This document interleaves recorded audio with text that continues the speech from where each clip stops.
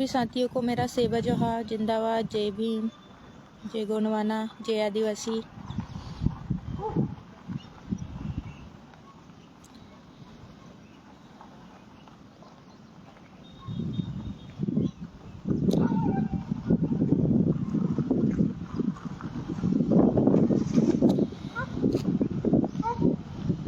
मेरी आवाज़ आ रही है?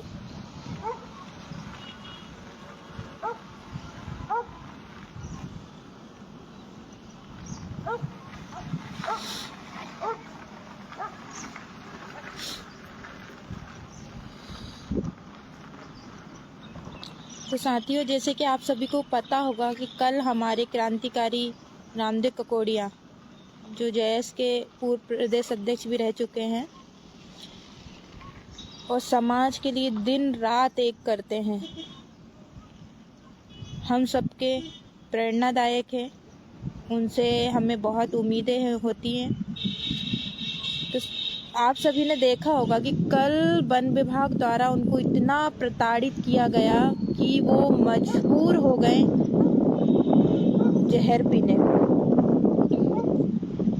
बहुत दुख की बात है कि आज रामदेव ककोड़िया जी के साथ इस तरीके की घटना घटी है।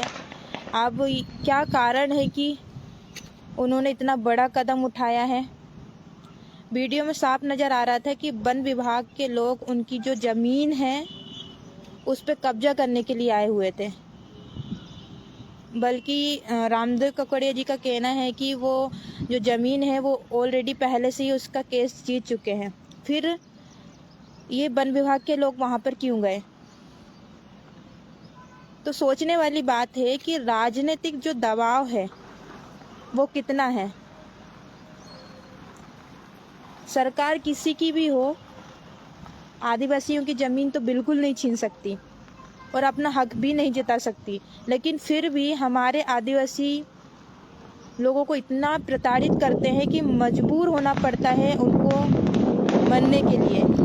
और ये तो फिर बहुत बड़ी बात है कि हमारे जैसे क्रांतिकारी रामदेव ककोड़िया जो दूसरों के लिए जीते हैं, अपने समाज के लिए जीते हैं, अपने समाज के दुख दर्द के लिए जीते हैं कि भाई उनके साथ कुछ गलत ना हो, लेकिन फिर भी आज ऐसे व्यक्ति ने अपनी जान देने की कोशिश की है जो दूसरों के हक अधिकार के लिए कई बार जेल जाते हैं। लेकिन ऐसे व्यक्ति को इतना प्रताड़ित कर दिया, मुझे खुद यकीन नहीं हो रहा है कि वन विभाग के लोगों ने उनकी हिम्मत तोड़ दी है। तो फिर आम व्यक्ति का क्या होगा? बहुत दुख की बात है। ऐसे हजारों केसेस होंगे जो हमारे समाज में उनकी जल जंगल ज़मीन को छीना जा रहा है, और कई लोग ऐसे मरते भी होंगे लेकिन हमें पता नहीं चलता है। लेकिन आज एक ऐसे क्रांतिकारी के साथ ये घटना घटी है तो बहुत ही बड़ी हमारे लिए, अब क्या बोले हम, क्योंकि समाज में इतने अच्छे क्रांतिकारी व्यक्ति ने ऐसा काम किया है, बहुत दुख की बात है। लेकिन वन विभाग वालों के ऊपर कार्रवाई होनी चाहिए।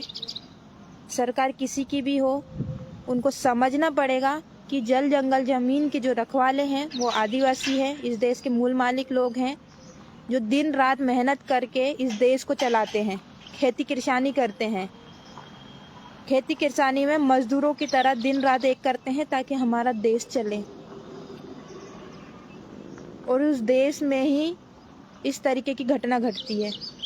ये लोग ज़मीनों को बेच बेच के बड़े बड़े उद्योगपति, बड़े बड़े कंपनियां खोल देते हैं, अडानी अंबानी जैसे लोगों को बेच देते हैं और आदिवासियों को विस्थापित कर देते हैं।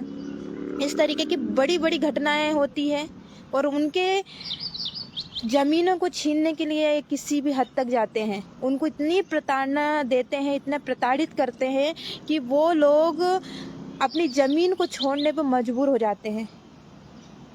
कैसे भी करके उनको तोड़ने की कोशिश करते हैं, घर परिवार से तोड़ने की कोशिश करते हैं, मारने कूटने की धमकी देते हैं, उनके जंगल, उनके ज़मीनों से उनको भगाया जाता है ज़बरदस्ती, या फिर उनको मार दिया जाता है।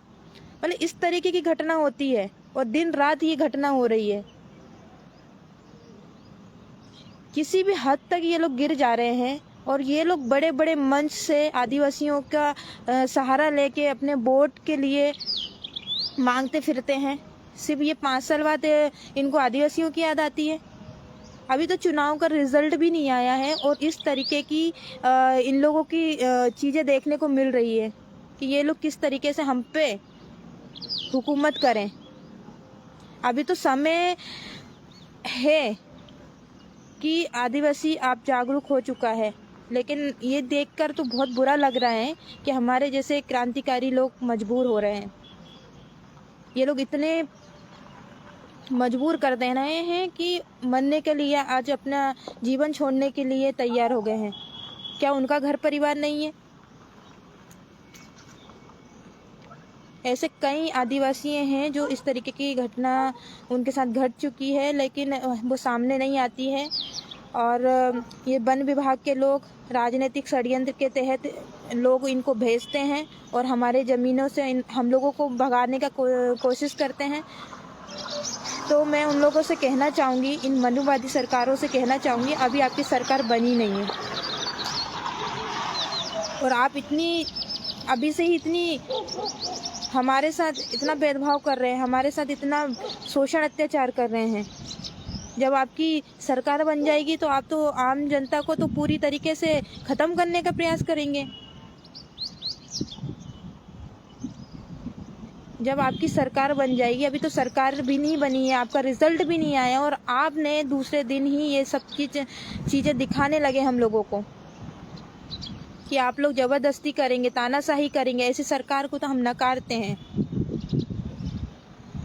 बस मेरा इतना ही कहना है कि हमारे जो रामदेव ककोड़िया भाई ने जो किया है, इससे पूरा समाज दुखी है, क्योंकि वो एक हिम्मत देने वाले व्यक्ति हैं। और ऐसी कोई भी चीज़ होती है तो हम संवैधानिक लड़ाई लड़ेंगे, हक से लड़ेंगे, क्योंकि ये हमारा अधिकार है और संवैधानिक लड़ाई से ही हम जीतेंगे। और संवैधानिक लड़ाई से नहीं जीतते हैं तो हम हमारे टांटिया भील, बिरसा मुंडा, रानी कमलापति, दुर्गावती, ऐसे हमारे कई जो महापुरुष हुआ करते थे, उन्होंने जो लड़ाई लड़ी थी उलगुलान की, वो भी हम बनेंगे। हमारे जल जंगल ज़मीन को हम जाने नहीं देंगे। तो साथियों, इतना ही मैं बोलना चाहूँगी कि जब भी कोई भी ऐसी कोई परेशानी होती है तो आप सामाजिक लोगों से बात करिए। हम सब मिलकर ऐसे मनुवादी सरकारों से लड़ेंगे और हमारी ज़मीन के लिए लड़ेंगे और जीतेंगे भी, क्योंकि आदिवासियों की जनसंख्या सबसे ज़्यादा इस देश में है। और इन लोग ये भूल गए हैं, बड़े बड़े मन से भले ये लोग भाषण देते हैं कि आदिवासी इस देश का मूल मालिक है, आदिवासी इस देश का कर्ता धर्ता है, इनको हमें प्राथमिकता देनी चाहिए, आरक्षण देना चाहिए, इन लोगों को आगे बढ़ाना चाहिए। ये सिर्फ बोलने वाली बात होती है, इसके सिवा कुछ नहीं होता है। तो हम लोगों को आगे आके एकत्रित होकर, किसी भी संगठन से हो आपको मानवता के नाते एक होना पड़ेगा, संविधान के लिए एक होना पड़ेगा, अपने समाज के लिए एक होना पड़ेगा और एक होकर इन लोगों को हमारी ताकत बतानी पड़ेगी। राजनीति सिर्फ 5 साल की होती है, किसी की भी सरकार आती है जाती है, हमें उससे कोई फ़र्क नहीं पड़ना चाहिए, लेकिन हमें फ़र्क ये पड़ना चाहिए कि मनमुटाव हमें नहीं करना है हमारे लोगों से। एक होकर हमें जीतने का प्रयास करना है, एक होकर हमें लड़ने का प्रयास करना है और इन मनुवादियों को बताना है कि हम जागरूक हैं, पढ़े लिखे हैं और इस देश में आदिवासी आज सबसे आगे है और हमेशा रहेगा। और पढ़ लिख कर हम लोग हमारे हक अधिकार को जानकर हमारे समाज के लिए लड़ाई लड़ेंगे। तो मैं ज़्यादा कुछ तो नहीं बोलूँगी साथियों, बस इतना निवेदन करूँगी कि जो भी कुछ प्रॉब्लम होती है, जो भी समस्याएं आती हैं, हम मिल के लड़ेंगे और ऐसी कोई चीज़ करने की ज़रूरत नहीं है। आपसे हज़ारों लाखों लोग उम्मीद लगाते हैं और हमारा समाज का एक क्रांतिकारी भी कम हो जाता है तो इस समाज से का अस्तित्व खत्म होने की बारी आ जाती है। तो समझना पड़ेगा हमें और हमारे ऐसे कई लोगों को भी समझाना पड़ेगा, बताना पड़ेगा, तब जाकर हम लोग एक अच्छी लड़ाई लड़ सकते हैं। मैं ये नहीं कहती कि आप लोग एक संगठन में आके रहिए, संगठन हजारों बन जाए लेकिन समाज एक है, हमें एक होना पड़ेगा, मानवता के नाते एक होना पड़ेगा, हमारे जल जंगल ज़मीन के लिए एक होना पड़ेगा, हमारे समाज के लिए एक होना पड़ेगा, हमारे घर वार के लिए एक होना पड़ेगा, इस देश के लिए एक होना पड़ेगा। तो इतना ही बोल दूँगी। जय जोहार, जय आदिवासी, जय गोंडवाना। बस उम्मीद करते हैं, बड़ा देव से प्रार्थना करते हैं, प्रकृति शक्ति से प्रार्थना करते हैं कि रामदेव कुकड़िया जी जल्दी से जल्दी ठीक हो जाएं और इन मनुवादी सरकारों को जवाब देने के लिए हम लोग तैयार हैं। हम चुप नहीं बैठेंगे। जो आज हमारे भाई के साथ ऐसा हुआ है, कल किसी और के साथ भी हो सकता है, तो हम ये लड़ाई जारी रखेंगे।